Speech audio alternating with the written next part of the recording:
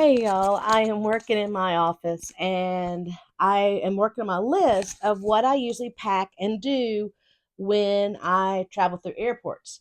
Just so be prepared for if flights are delayed or canceled. And I started making my list and I started thinking about people probably don't know what I just kind of consider standard to throw in my backpack. So I quickly want to go through what I pack and what I do to be prepared in case flights get changed like they just did with Southwest and that whole fiasco. So, what I always make sure is packed in my backpack is protein bars, a toothbrush, travel pillow, water bottle, and my infinity scarf.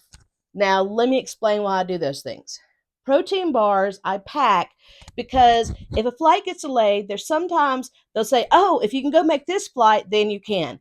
And so you literally are scrambling, haven't gotten to eat, and that makes people cranky. Also, I've been in airports where, like in Savannah, when they dumped a whole bunch of airplanes and there just wasn't food enough in the airport on a Sunday to handle all the 747s that landed there. Therefore, within 6 hours, the airport had no food and we were stuck there for 18 hours. And it was a nightmare, being the fact that nobody had food except people like me who packed their protein bars. The other thing I always make sure I pack is my toothbrush. There's something about if you're hanging out when you're expecting to be 6 hours flying from, Texas to North Carolina, and you don't expect to have to need things. But when that flight turns into a 18-hour travel session, or heaven forbid, 24, 48, there's something about having a scuzzy mouth that just makes me grumpy. So if I can brush my teeth, then I can just feel better and have a better attitude dealing with canceled and delayed flights. And the thing also I take is my travel pillow. Heaven forbid you get stuck with canceled flights in the airport. You can lay on the floor if you have to. There's a lot of airports that if it really gets bad, they pull out cots. But there's something nice about having a travel pillow. So therefore you can get your head taken care of. I like my Taboo. It's about $40. I have a link on my website. I enjoy that one because it squishes down about this big. It hooks to the bottom of my backpack. That's the one I use. But just having some way to not be sitting in those horrible plastic chairs as you wait for hours, and the rest is a huge difference in how you will look at being delayed and canceled. The other thing I always make sure I have with me is my empty Bubba water bottle, because there are times that just like airports run out of food, they run out of water bottles, and some places their water tastes nasty. So when I get on the airport at my first leg that has good water, which for me is DFW, I fill up my water bottle. I may not drink it during the trip, but at least I have it with me in case I need some water along the way. Finally, I take my infinity scarf. And this is the weirdest thing. I started this about 20 years ago. And it's a true silk infinity scarf. And it's all multicolored wherever else. And I can't tell you I've ever used it for fashion, except to cover up spills from airplanes.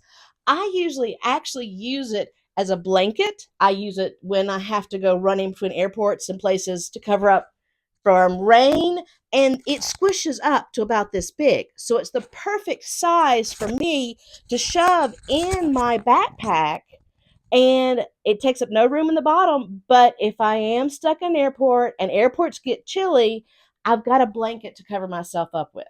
So those are the things that I always throw in my backpack to travel with. Now, there are 5 things that I always do to prepare for flights also, that I have information with me to make, especially if flights are canceled, to make things easier.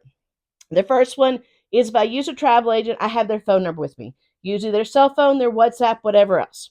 I also have the itinerary. I print it off. I leave it with a family member at home so they'll know where I should be.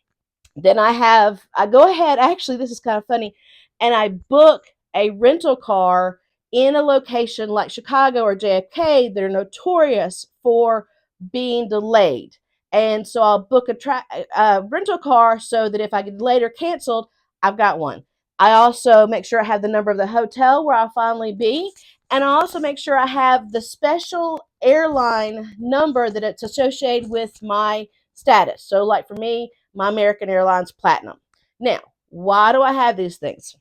When you get canceled, everybody's rushing to the same gate desk trying to get a new flight.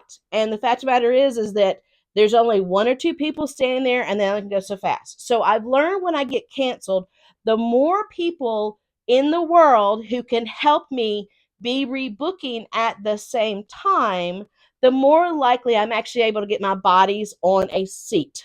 Okay. So the first person I call is my travel agent. And I'm like, this is what's just happened.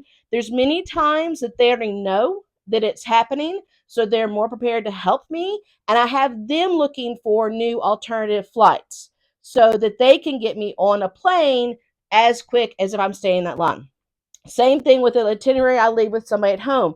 They can see where I am scheduled to be and where I finally need to be at the end and what hotel, etc.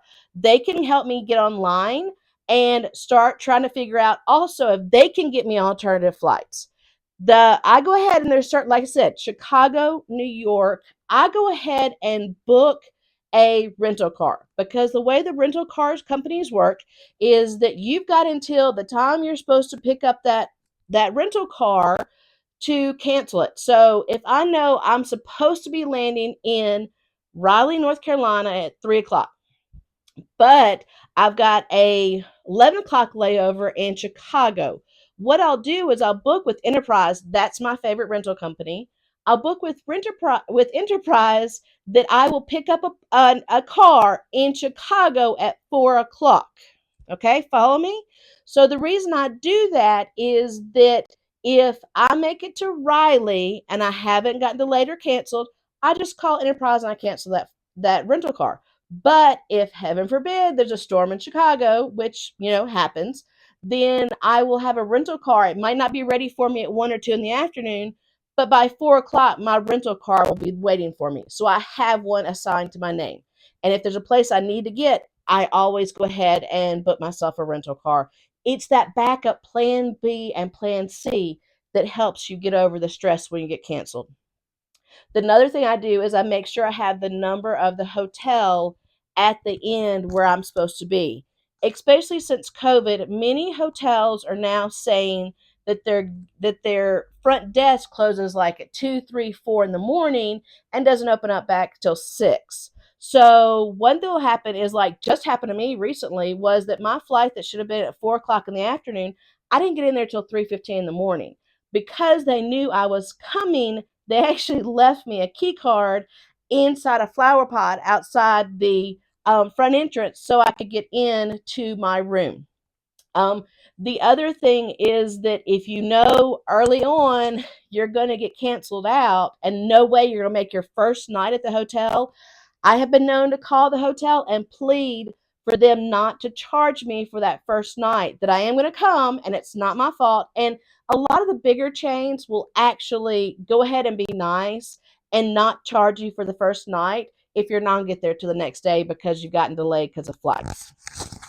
Finally, I make sure that if you've got status, like I'm platinum executive on American Airlines, I have a special phone number. So while I'm standing in line at the gate trying to get somebody to help me, I'm on the phone with them and they will actually help me also. So the goal is with all of these what I plans is that I've got, if I'm lucky, I've got 6 different places that people are all online doing everything they can either online or on phones trying to get me booked into a seat because when one plane gets canceled or 10 planes or 20 planes get canceled, they are so busy right now that there's only ever like 10, 5, 2 extra seats to get booked into. So the sooner you can get those seats, the earlier you're getting out of the place that you're stuck. So those are the things that I recommend for if you need to prepare for being canceled. And in this day and age, and honesty, when it comes to flying, it is rare that you don't get delayed or you don't canceled. That's just the nature of the beast. And you throw in the weather situations that are going on, and that's making it even worse. So I hope these help you out in planning so that you won't get stuck, but if you get stuck, you'll know how to handle it to get unstuck and to be less miserable while you are traveling. Oh, let's go through this once again because I was kind of rambling.